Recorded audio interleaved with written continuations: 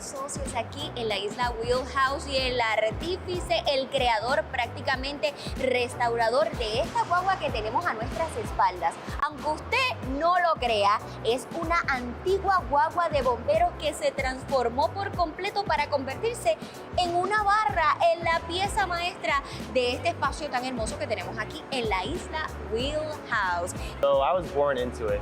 My family comes from a long line of junkyard owners. So my great-grandfather, my grandfather, my father, my uncles, they've all worked in the junk industry one way or the other. By junk industry, I mean, you know, cars, we inventory them, we sell parts, we sell whole cars.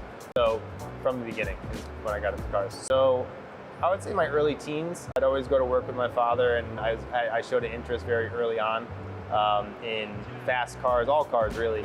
And I got into cars as early as 12, learned how to drive at the junkyard. And what is the story behind this truck?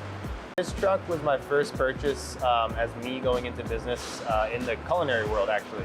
So I found this truck and I wanted to use it as a mobile catering vehicle. I put myself back through culinary school in 2014 in New York City. And I started a catering company, very small. I did small jobs for private dinners, and they kept growing. So as they grew, I wanted to connect my two passions, cooking and cars. So I wanted to find a way to turn this into a mobile catering experience. And I called, and sure enough, it was still there. And I bought it on the very low price of like $2,000. It was just rotting away in this field. And originally, this car was a fire truck. It actually was 6x6. They put out fires up in the mountains. So this is actually a pump engine. So all 6 wheels turn, all different axles. And the back was a water holding tank. So they would drive it up the mountain, and there was a pump mounted on the front of the truck, and they would put out the fires with this truck. The motor is actually an inline 6 international harvester, which this is. They were known for making tractors. So this is basically, an old school tractor you'd see in a farm somewhere in the early 1900s. So the international, that company was based on tractors. Mostly tractors. They had some cars. They're famously known for the International Scout. A lot of car people know that truck.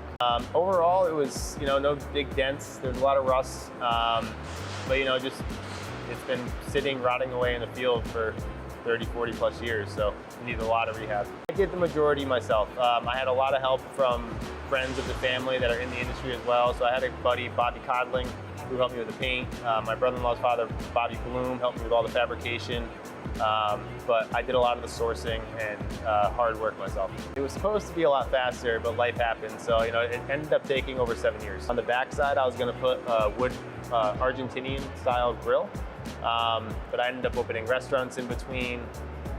COVID happened, you name it, life just took different turns. So, but it landed the truck in Puerto Rico.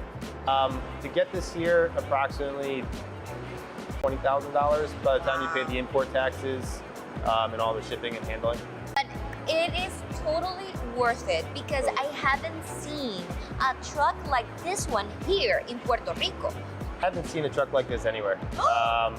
Part of what drew me to this truck, knowing as much as I do about cars and my passion for cars, I've seen a lot of old trucks. I've never seen this exact truck, and I have not found it anywhere else yet. And what you did with this car was do like a mini bar?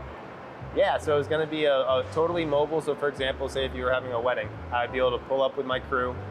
We would have draft beer lines across the side where the liquor is, grill on the back, and then I would follow in a refrigerated van and other equipment, but we would pop up anywhere and be able to do a full event for you. And it's totally operational. It is. It actually has an original 11,000 miles on it.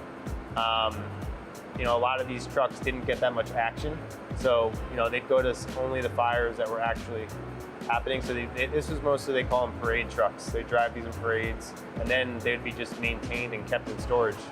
Congratulations on all of the things that you had built, especially on this truck. But this is not the only thing that you have to do with your hands. No, I actually got into building wood-fired grills. It sounds funny, but yeah, Argentinian wood-fired grills. One was actually supposed to go on the back of this truck. We use it here for pinchos, oysters, lobsters, a bunch of other things. And where do you find the pieces? This is all from scratch? Yes, the main piece is from a company called Grillworks. They're out of Ann Arbor, Michigan, some of the best grills in the world. But I actually built the one I have here out of an old oil bench that I found at my father's junkyard. So we sandblasted it, we did some fabrication, and we mounted the grill on an old oil bench. Oh my God, so building things Yep. is your passion.